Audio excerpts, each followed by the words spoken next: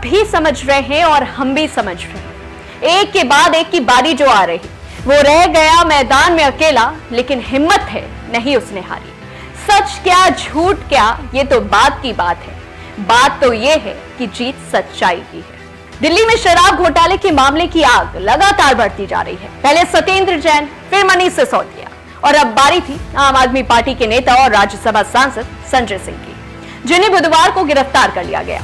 गौरतलब है कि मनीष सिसोदिया और सत्येंद्र जैन के बाद संजय सिंह आम आदमी पार्टी के एक ऐसे तीसरे प्रमुख नेता हैं जिन्हें केंद्रीय एजेंसी ने गिरफ्तार किया है।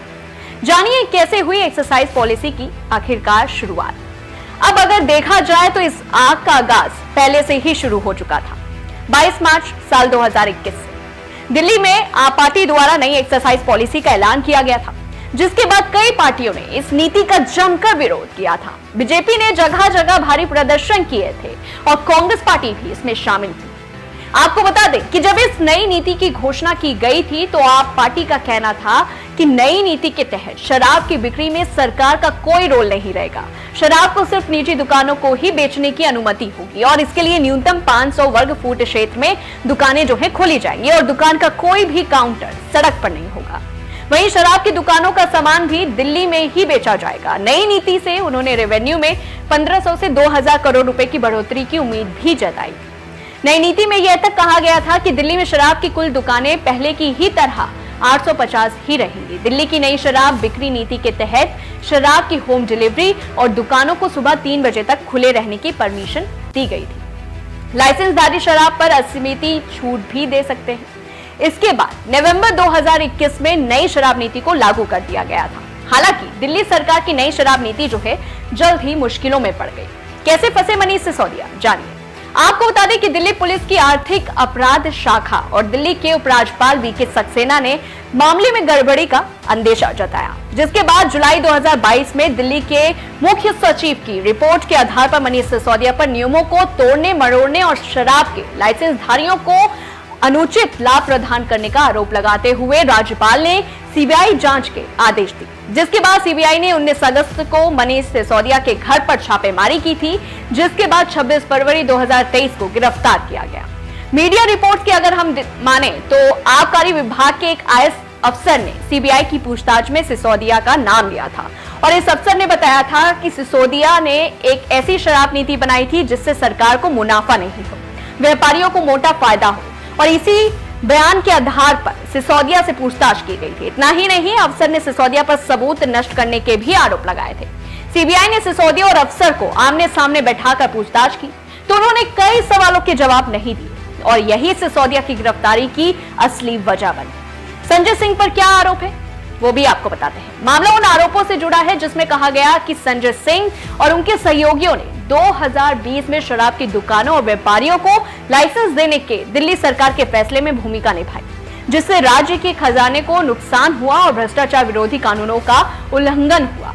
ईडी ने पहले संजय सिंह के करीबी सहयोगी अजीत त्यागी और अन्य ठेकेदारों और व्यापारियों के घरों और कार्यालयों में सहित कई स्थानों की तलाशी ली, जिन्हें कथित तौर पर पॉलिसी से लाभ हुआ था।